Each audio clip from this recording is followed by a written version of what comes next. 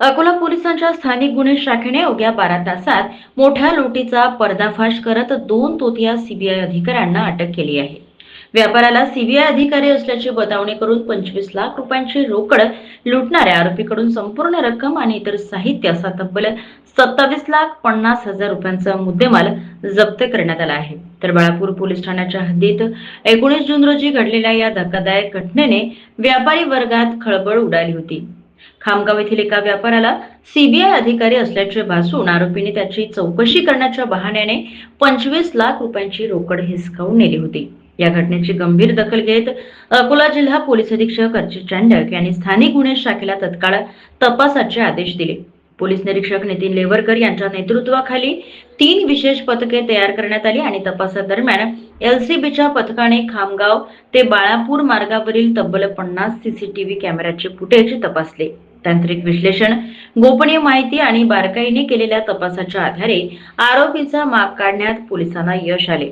या कारवाईत हार्दिक मनोज कुमार गुरबाणी आणि साहिल नंदकिशोर नथानी या दोघांनाही खामगाव येथून अटक करण्यात आली आहे। आरोपीकडून लुटलेली संपूर्ण 25 लाख रुपयांची रोकड, फिर्यादीचा मोबाईल फोन, 2 दुचाकी वाहने आणि इतर साहित्य असा एकूण 27,50,000 रुपयांचा मुद्देमाल जप्त करण्यात आला आहे। अवघ्या 12 तासात गुन्ह्याचा छडा लावत संपूर्ण मुद्देमाल हस्तगत करणाऱ्या स्थानिक गुन्हे शाखेच्या या कामगिरीचे सर्वत्रच कौतुक होत आहे। या उल्लेखनीय यशाबद्दल पोलीस अधीक्षक अर्चित चांडक यांनी तपास पथकाला 25,000 रुपयांचे रोख बक्षीस जाहीर केले आहे। तोतिया अधिकारी बनून नागरिकांची फसवणूक करणाऱ्यांविरोधात अकोला पोलिसांनी दिलेला हा मोठा दणका मानला जात असून पुढील तपास बाळापूर पोलीस करीत आहेत। तोतिया सीबीआय अधिकाऱ्यांच्या मुखवटा फाडत अकोला पोलिसांनी अवघ्या 12 तासातच 25 लाखांची लूट उघडकीस आणली। 2 आरोपी गजाड तर संपूर्ण रक्कम पोलिसांनी हस्तगत केली आहे। प्रतिनिधी शांबाळकर, सत्यलढा न्यूज, अकोला।